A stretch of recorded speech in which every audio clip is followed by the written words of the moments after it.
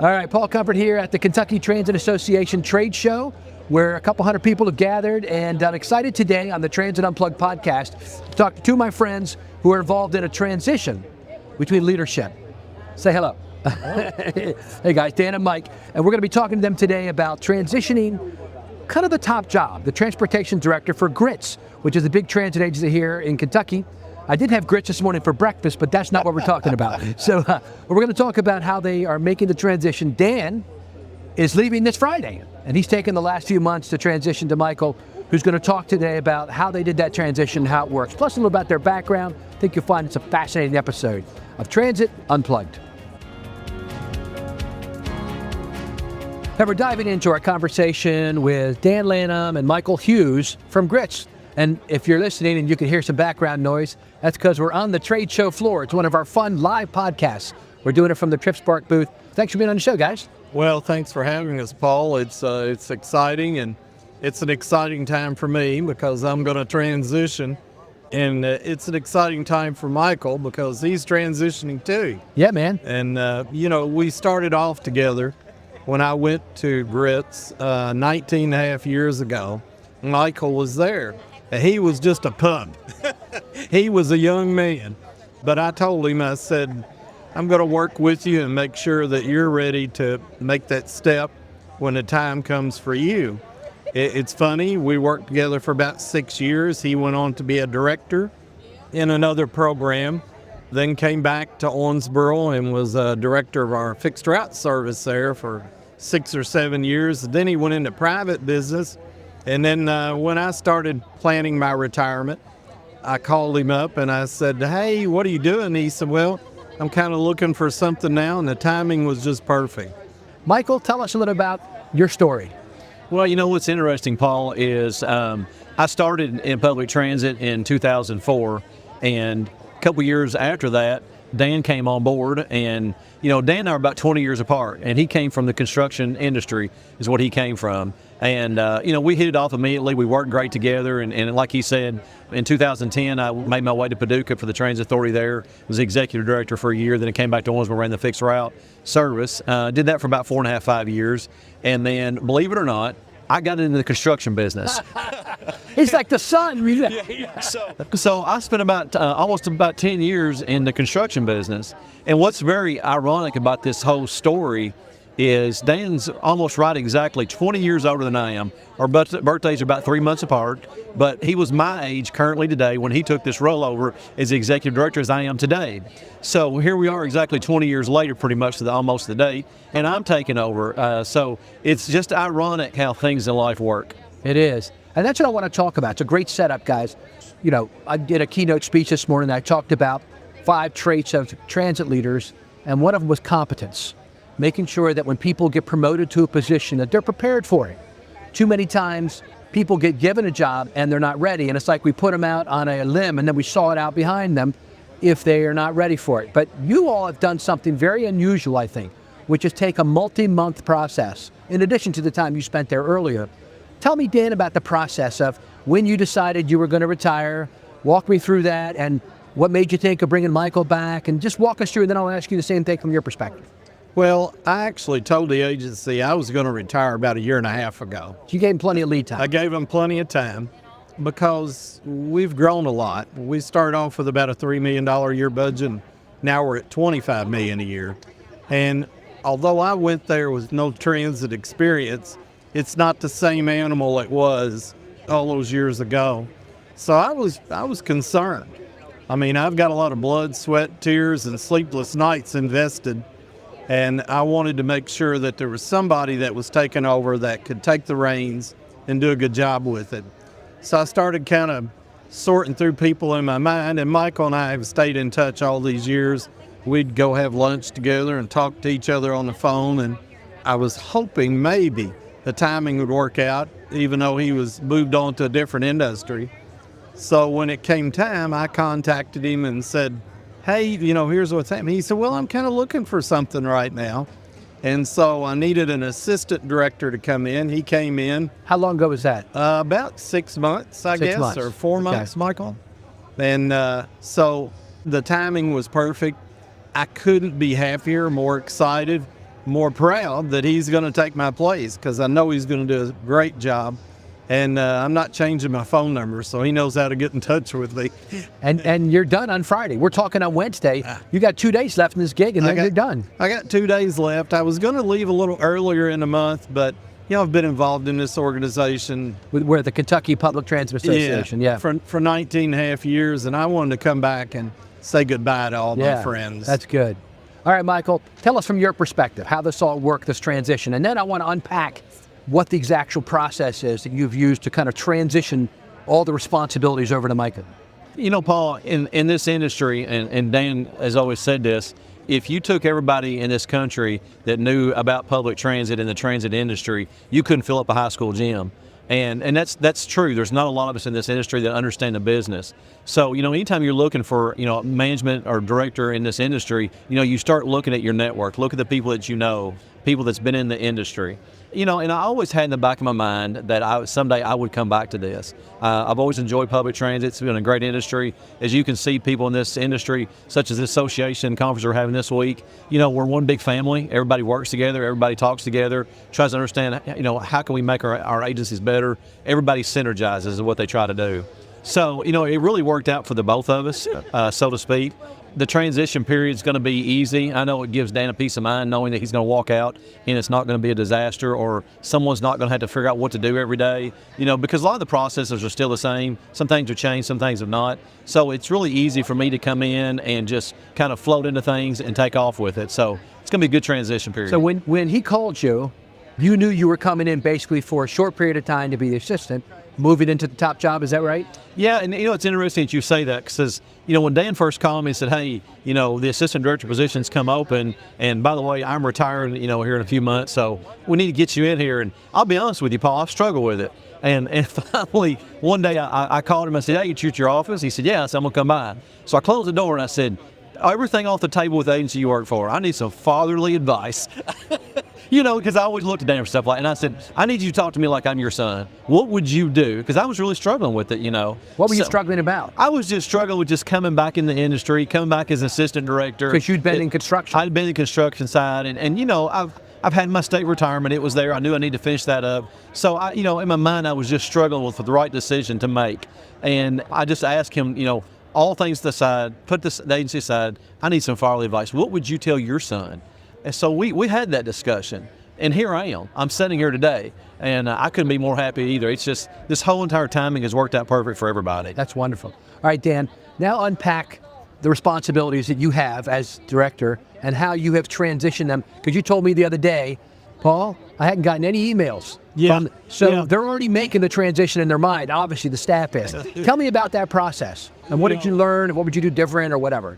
Being a director of a program the size that we are now. Yeah, tell us about your agency, the size, because we haven't gotten into that yet. We are a broker provider in the Midwest part of the state of Kentucky. Okay. We cover about 22 counties. We're responsible for about 2,500 trips per day using our own vehicles, and plus using 12 or 13 subcontractors. So it's a pretty good size animal. And we got about 110 drivers of our own, about 105 vehicles. So it's a pretty good size problem. Yeah. But I was on vacation with my wife one time, and I'd gotten about 4 phone calls in a row, and she said, can't they run that place without you? And I said, I sure hope not. Yeah. But the transition really has been easy. Michael and I, we have a relationship. And I knew he knew what he was doing. I just tried to explain, here's where we are on this, here's where we are on that, because when you let go of something like that, there's a lot of stuff in process. Yeah. And so I've had to try and explain the process and where we are and what I thought the future was. But other than that, he's picked up and took off running. He didn't have to, somebody from outside the industry or whatever would have to learn even the terminology. Right. So let's talk about that for a minute then. What's the value when you move to the top job of having somebody that, now he's been out of the industry for a little while, but he worked at this agency for 6 years. He had it already kind of in his blood, right? Oh, absolutely. And that's what has made the transition so easy. I was just terrified I was going to end up with about 2 or 3 weeks to try Right. and teach somebody, here's the bus, what it looks like. Right. And, but, he knew all that. We had worked together, and most of the staff after 19.5 years is turned over. He still knew a few of the folks, and it's been a really easy transition. That's good. Michael, tell us about it from your perspective. What exactly has happened? I'd like to make a template for people. Mm-hmm. So do you feel like you're prepared? And if so, what did you guys do to become prepared? Yeah, I mean, I feel like I'm prepared, and a lot of it, as we talked this morning in your speech, a lot of it is life-learned experiences. That's right. Yeah. Just the experience that I have grown in the industry since 2004, especially going to Paducah and then come back to ones where we run the fixed route. So, not only the ADA paratransit side of it, but the fixed route side of it I know as well. So, it's been my lifelong experiences that make this transition easy. It's like I talked to you earlier, I'm concerned right now, I'm going to have to hire an assistant director, and I would prefer to hire someone from within the industry versus someone from outside the industry. Yes, I'm prepared to teach somebody and groom somebody to learn like I have learned, but we'll see what that looks like. Again, but the transition with us, it's going to be seamless, and it's good for our customers, it's good for the agency. There's a lot of other people that other stakeholders involved in this, not just us personally, but our office staff, our customers that we serve every day. We don't want them to be to feel any of this whatsoever. Right, seamless, right? Yeah, this transition will be completely seamless for everybody. So when Dan brought you in, he brought you in as kind of the number 2 person, assistant director. So what responsibilities have you currently had, and which will be new on Monday? What's interesting, Paul, is in 2004 when I came to this agency, I was hired as the assistant director, and I came back here a few months ago as the assistant director once again, almost 21 years later to the day. Yeah. So lateral move. Lateral move. Yeah, absolutely. Yeah. So my responsibilities here recently, of course, have been mainly dealing with most of our subcontractors, contracts with them, all that sort of thing. Of course, now I'm going to be responsible for everything. The drivers that your employees. That's right. And the budget. That's right. My employees' budget. I am a numbers guy. I enjoy numbers. I enjoy budgets. I've had a lot of experience in that. So now I'm going to be responsible for everything. However, have you already had some training? As Dan showed you, here's the budget. Here's how all this works? Absolutely. Okay, absolutely. Good. Yeah. But what I've got to make sure of is I've got a good team underneath of me, because Michael can't do everything, and Michael doesn't want to do everything. I want to make sure I have a good team. Everybody does what they're supposed to do. My philosophy is let's work smarter, not harder. Let's make this work seamlessly for everybody. So I'm looking forward to it. It's going to be a challenge. I know the growth that we have seen in this industry since I started in 2004. It's tremendous. And Dan has made his mark on it. So now it's my turn. I'm looking to the future of what's it going to look like in the future. What can I do to make this thing better? And what's it going to look like when I get ready to retire? And then hopefully I can groom somebody to take the reins, and I can walk away and feel good about it. That's good. When we come back after this word, we're going to talk to Dan and Mike about their journeys and how they got to where they're at, and what Dan expects to do on the golf course or wherever when he's retired, right after this word.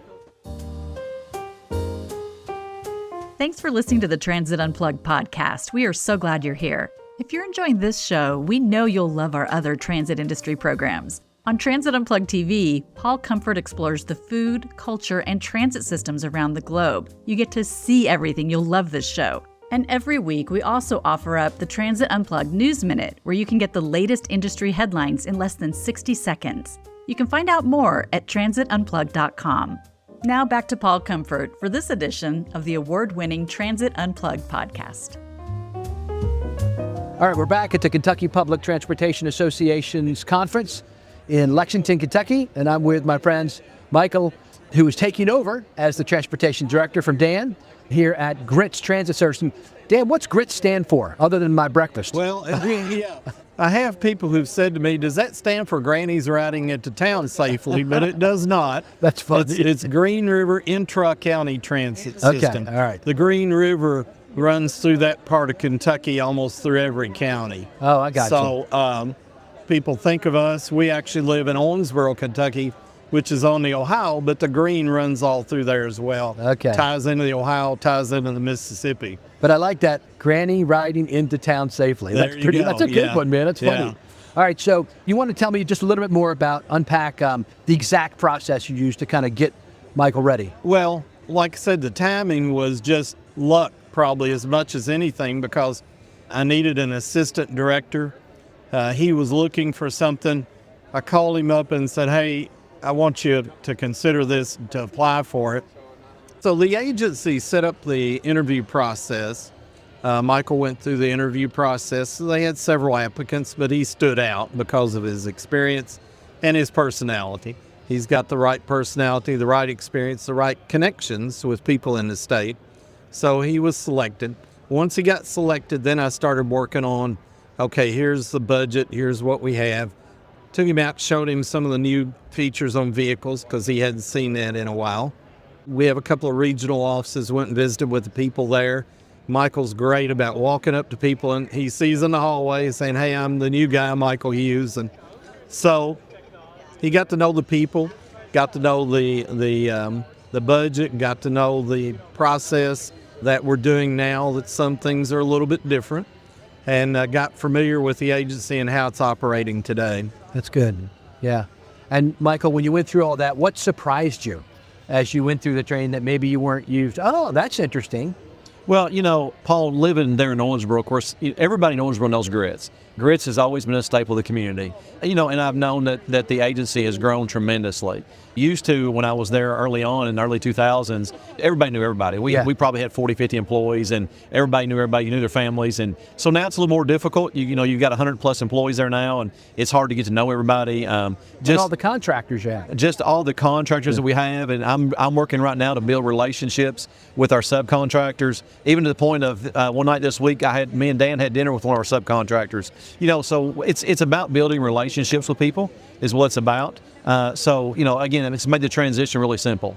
I love the concept of bringing somebody in and having a healthy crossover period so that it's not like you said, you hire somebody and you got 2 weeks. Sometimes people have less than that. Yeah. Sometimes somebody got fired and they got to bring somebody in right away. So this is a very nice, and I'll be interested to see, I'm going to ask you in a minute, what do you got planned?